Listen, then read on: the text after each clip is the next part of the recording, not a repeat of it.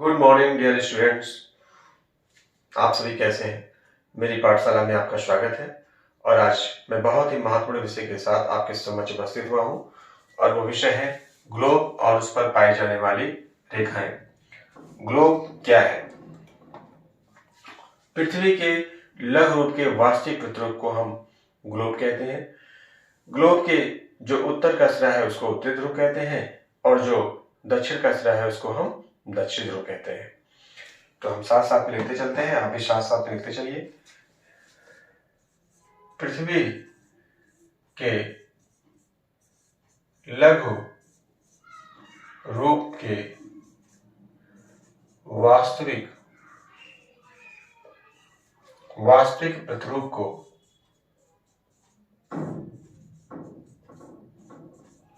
Globe कहते हैं। क्या कहते हैं? ग्लोब कहते हैं। ग्लोब पर कुछ रेखाएं जो है, इस ग्लोब पर आप ध्यान से देखिए, कुछ रेखाएं जो है जो उत्तरी ध्रुव को दक्षिण ध्रुव से मिला रही है, इसको हम देशांतर रेखा कहते हैं। और कुछ रेखाएं जो है ये पश्चिम से पूरब की ओर जा रही है, इसको हम अक्षांश रेखा कहते हैं। और जो एक रेड कलर में मोटी सी रेखा दिखाई दे रही है बीचों बीच में, इसको हम भूमध्य रेखा या विषुवत रेखा कहते हैं। तो हम साथ साथ में लिखते हुए चलते हैं।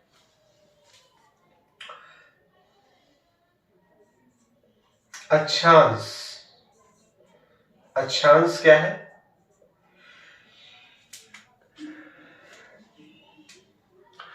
पृथ्वी की बाहरी सतह से, पृथ्वी की बाहरी सतह से केंद्र पर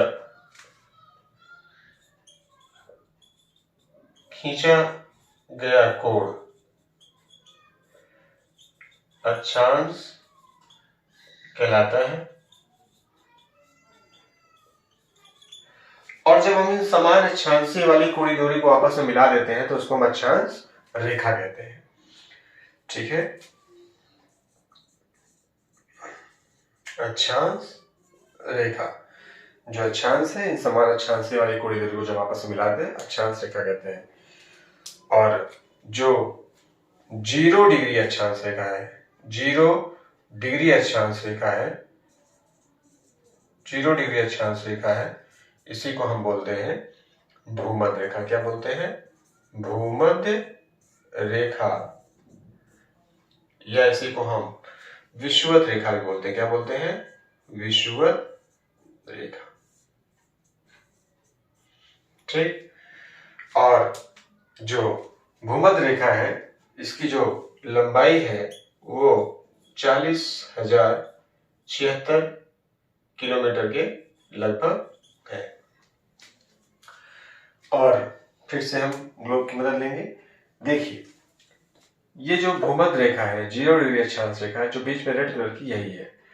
अगर हम ध्यान से देखें तो ये जो भूमध्य रेखा है इस ग्लोब को 2 भाग में बांट रही है।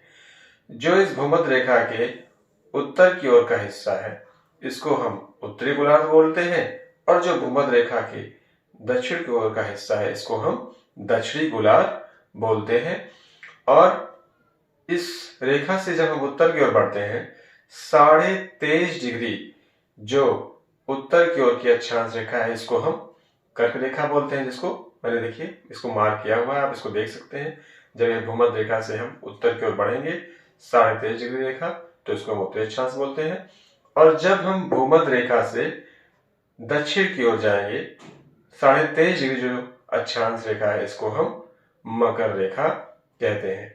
तो ये जो बीच वाली जो 0 डिग्री देशांतर रेखा है इसको भूमध्य रेखा बोलते हैं, इसी को विषुवत रेखा बोलते हैं। जो उत्तर की 23.5 डिग्री अक्षांश रेखा है इसको कर्क रेखा बोलते हैं, और जो दक्षिण की 23.5 डिग्री अक्षांश रेखा है इसको हम मकर रेखा बोलते हैं। जो ये अक्षांश रेखाएं होती हैं ये पूर्ण वृत्त होती हैं, ये आपस में एक दूसरे को काटती नहीं है। और अक्षांश रेखाओं की जो टोटल संख्या है वो 179 है, और जो अक्षांशों की संख्या है वो 181। अब ऐसा इसलिए क्योंकि जो ये 90 डिग्री जो उत्तरी अक्षांश है ये एक बिंदु के रूप में है, और जो 90 डिग्री जो दक्षिणी अक्षांश है वो भी एक बिंदु के रूप में है। इसीलिए जो टोटल अक्षांश है 181, उसमें से हम 2 माइनस कर देते हैं। आप इसको समझ सकते हैं। देखिए जो हमारे अक्षांश है टोटल, उसको आप जोड़ सकते हैं। 90 जो है डिग्री जो है उत्तर की तरफ, प्लस 90 डिग्री दक्षिण की तरफ, प्लस 1 बीच में भूमध्य रेखा। टोटल कितना हो गया? 181। लेकिन इसमें से जो अक्षांश रेखा है वो 2 माइनस हो जाएगी। जो अक्षांश रेखा है वो 2 माइनस हो जाएगी, और 181 में से हम 2 माइनस करेंगे। और माइनस कौन कौन सी होगी? वो होगी 90 डिग्री जो है उत्तरी अक्षांश रेखा माइनस होगी, और 90 डिग्री दक्षिणी अक्षांश रेखा माइनस हो जाएगी, जिससे जो टोटल अक्षांश रेखाओं की संख्या होगी वो कितनी हो जाएगी? 179। कितनी हो जाएगी? 179। और 2 अक्षांश रेखाओं की जो बीच की दूरियां हैं, 2 अक्षांश रेखाओं की जो बीच की दूरियां हैं वो कितनी है? वो है 111.1 किलोमीटर। अब आते हैं हम देशांतर रेखा के बारे में। देखिए जो रेखाएं उत्तरी ध्रुव को दक्षिण ध्रुव से मिला रही हैं ये देशांतर रेखाएं हैं। और अगर किसी एक बिंदु के चारों ओर हम एक ही डिग्री अंतराल पर कोण बनाएं तो टोटल एक बिंदु के चारों ओर 360 डिग्री के कोण बनाए जा सकते हैं, और इसीलिए टोटल जो देशांतर रेखाओं की संख्या है वो 360 होती है। एक रेखा जो लंदन के ग्रीनविच नामक स्थान से गुजरती है, लंदन के ग्रीनविच विस्तार नामक स्थान से गुजरती है, इसको हम 0 डिग्री देशांतर रेखा बोलते हैं। इसी को हम प्रधान देशांतर रेखा भी बोलते हैं। और इसी के जस्ट पीछे जब जाएंगे हम तो एक रेखा जो है जो 180 डिग्री देशांतर रेखा है, ये इस आपस में मिली हुई है, 0 डिग्री देशांतर रेखा और ये 180 डिग्री देशांतर रेखा, और इस 180 डिग्री देशांतर रेखा के सहारे ही अंतरराष्ट्रीय तिथि रेखा खींची गई है। अगर हम इस 0 डिग्री देशांतर रेखा को और 180 डिग्री देशांतर रेखा को आपस में मिला दें तो इस ग्लोब को 2 भागों में बांट रहे हैं।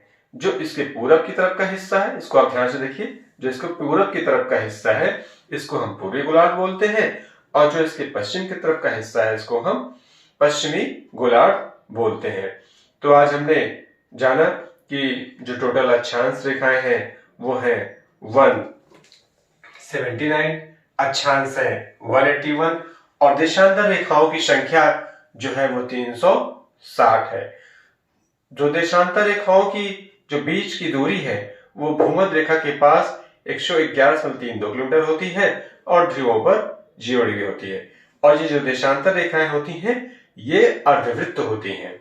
तो मैं आज के विषय को यहीं पे समाप्त करता हूं, और आप लोग से उम्मीद करता हूं कि आप लोग इसको अच्छे से सुने होंगे और इसको साथ साथ में नोट्स बना लीजिए। आपका दिन शुभ हो, और मेरे चैनल को आप सब्सक्राइब करिए, इसको लाइक करिए और शेयर करना ना भूलिए। आपका दिन शुभ हो।